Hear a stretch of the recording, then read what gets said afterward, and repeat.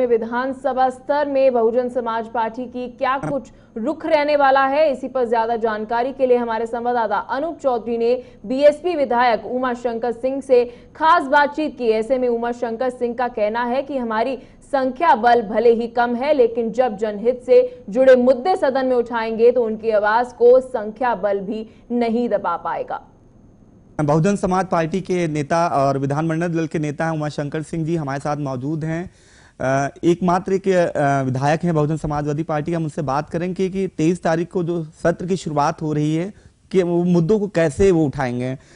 Sir, पहले तो ये सवाल है कि जिस तरह से ये अभी ई व्यवस्था शुरू की गई है, इस पहल को आप कितना पॉजिटिव मानते हैं? किस नहीं, इसका हम सभी लोगों ने, सभी दल के लोगों ने इस कार्यक्रम में शामिल हुए थे और हम सब लोगों ने स्वागत किया कि भाई देखिए, कोई अब नई टेक्नोलॉजी आई है। अगर पेपरलेस हमारी विधानसभा और भारत की पहली विधानसभा होने जा रही है, तो हम सबको गर्व है कि हम जिस विधानसभा के सदस्य हैं, देश की सबसे बड़ी विधानसभा है, वो अगर पेपरलेस होने जा रही है और जिसका आज शुभारंभ हुआ, तो इसका स्वागत है और ये होना भी चाहिए। धीरे धीरे सब भाई धीरे हम देख ही रहे हैं, हर जगह इसी की डिमांड है, तो डिजिटलाइजेशन होना चाहिए। जिस तरह से अभी आजम खान को लेके तमाम बातें चल रही थी, बीएसपी जी मायावती जी ने भी एक उनके समर्थन में कहा था कि उनको जेल में रखा गया, बहुत ही गलत तरीके से रखा है उन्होंने कहा था। और आजम को लेकर जो है उसमें कहा जा रहा है कि सपा से उनकी दूरियां हैं और बीएसपी भी उनके समर्थन में ट्वीट कर चुके। तो इसको आप किस नजरिए से देखते हैं? निश्चित रूप से माननीय बहन जी ने जिस बात को कहा था कि अनावश्यक रूप से श्री आजम खान जी को मतलब मुकदमे रोज अनावश्यक रूप से लाते जा रहे हैं लोग, जिससे बेल हो जाती है, लाते जा रहे हैं। तो इसी पे माननीय बहन जी ने कहा कि ये प्रताड़ना ठीक नहीं है और चूंकि हो सकता है इन सब बातों का भी संज्ञान और स्टडी करके माननीय सर्वोच्च न्यायालय ने उनको बेल दे दिया। हम सभी लोग माननीय न्यायालय का सम्मान करते हैं। और आज आजम खान साहब, मैंने अभी सुबह आपके मीडिया में ही देखा कि माननीय आजम खान जी जेल से रिहा हो गए। तो चूँकि हमारे सदन के वो वरिष्ठ सदस्य हैं, हम सब भाई संसदीय ज्ञान उनसे काफ़ी कुछ जब हाउस में रहते थे हम लोग सीखे हैं, उनका स्वागत भी है।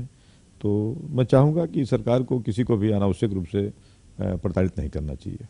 सर, जिस तरह से ये चल रहा है कि संख्या बल का बड़ा महत्व होता है, संख्या बल चूंकि अब मात्र एक रही है, कैसे उन मुद्दों को जो जनहित के मुद्दे हैं किस तरह से आप उठाएंगे? क्या योजना रहेगी 23 तारीख को जब सदन की शुरुआत होगी, किस तरह से उन मुद्दों को उठाएंगे? देखिए, संख्या ठीक है, मायने तो रखता ही है कि बहुत लोगों के शोर में कम वाले की आवाज़ दब जाती है, लेकिन मैं आपको कह सकता हूं कि अगर उस आवाज़ में दम होगा और उस अगर आवाज़ में सच्चाई होगा, तो फिर उस आवाज़ को कोई दबाने वाला संख्या बल के लोग नहीं दबा सकते हैं। हम अगर उत्तर प्रदेश की 25 करोड़ जनता की समस्या को लेकर के जब सदन में आएंगे, अकेले ही भले हैं, और जब उस समस्याओं को सरकार के सामने रखेंगे, तो वह आवाज़ दबने वाली नहीं है।